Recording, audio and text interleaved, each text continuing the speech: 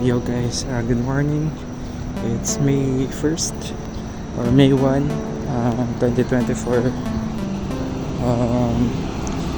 Day 122, 122nd daily vlog.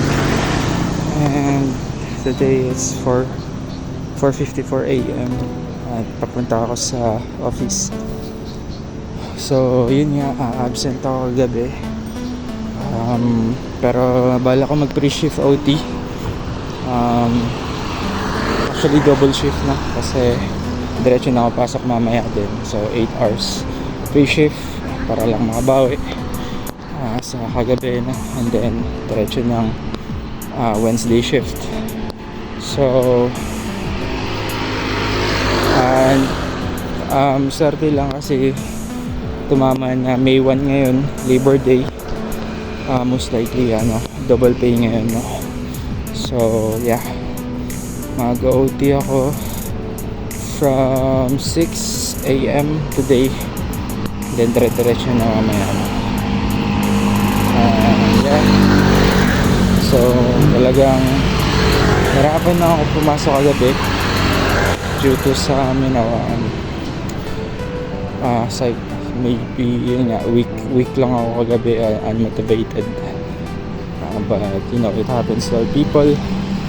We're not a perfect human being, and sometimes umabot din talaga minsan down tayo. So yeah, and other issue pa is yun, nawala ng kuryente sa apartment, sobrang init, diyan na ako makatulog. So naisip ko na pumunta na agad dito sa office na, and hindi ko na-expect na ayun, holiday ngayon, no? Double pay, so dapat tatambay lang talaga ako sa office. However, yun nga, magpi-pre-shift na ako from 6 a.m. kasi sayang yung double pay na. So yeah, we just have to continue to do our best, no? Meron tayong mga plano, and tuloy pa rin plano ko bayaran lahat ng utang, and tulungan si Papa. So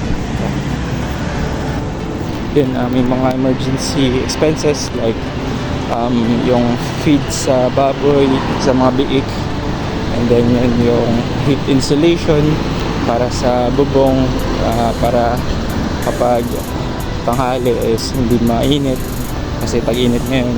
And nag-worry ako sa Papa kasi high blood pressure yun. Ayoko naman na may stroke siya. So mga ganong mga biglang expenses, ganun talaga, no? So ngayon, kailangan talaga pag-igihan sa work, no?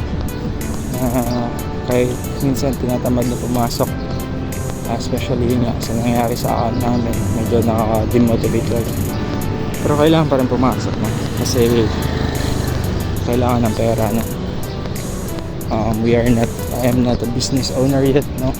Meron akong nilaunch na online business, pero kailangan pang pag-ipunan yung capital nun, no? Para so talagang inuuna ko lang yung utang, and then, pero later on nag-iipon ako sa capital nun, no? Para simulan na ulit yung online business na yun, no?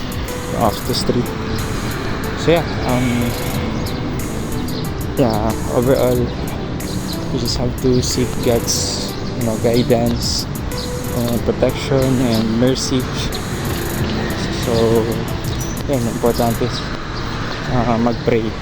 Importante na mag-pray lang tayo in those trying times, or even in small success, no? Kailangan magpasalamat.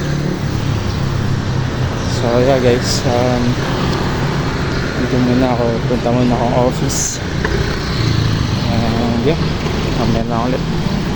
Doon na din pala ako kakain ng breakfast, no? So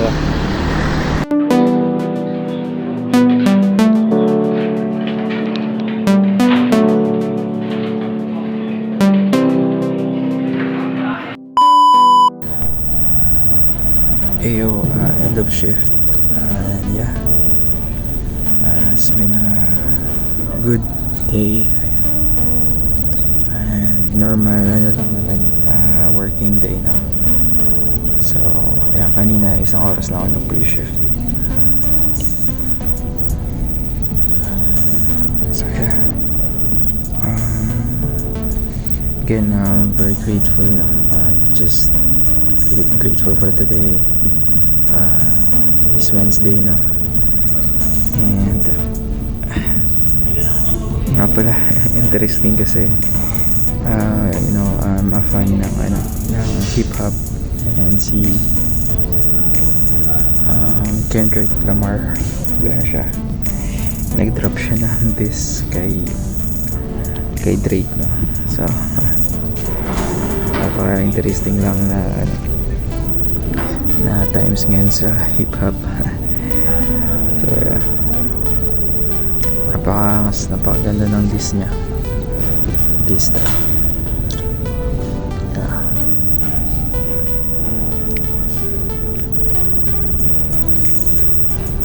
So yun nga, no, kahit anong challenges, no, na dumating, wag lang sumuko, and just always find the brighter side, no, in all things, no. So hanapin lang kung saan yung positive, and just be grateful, and kailangan din magdasal, no, para maliwanagan din yung isip natin, no?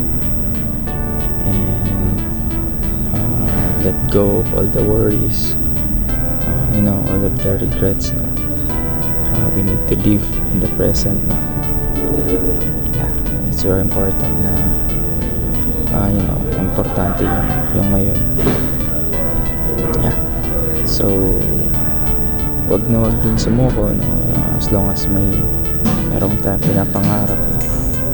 Talagang pagtrabahuan natin.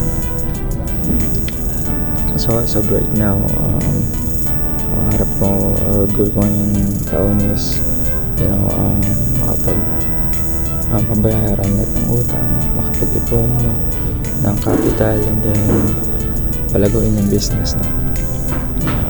Palaguin din yung YouTube channel.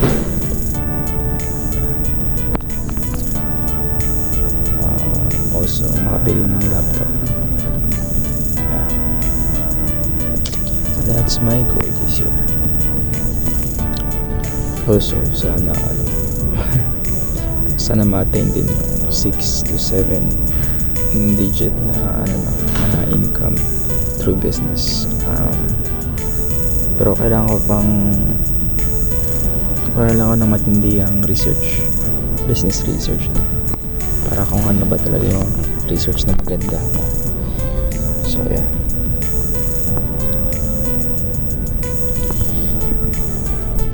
all in all, kahit anong plano naman natin, no, hindi talaga control yung mga pangyayari sa buhay natin. So yeah, kung ano na lang din yung ibigay ng Ama, no, this year, I just have to be grateful, no?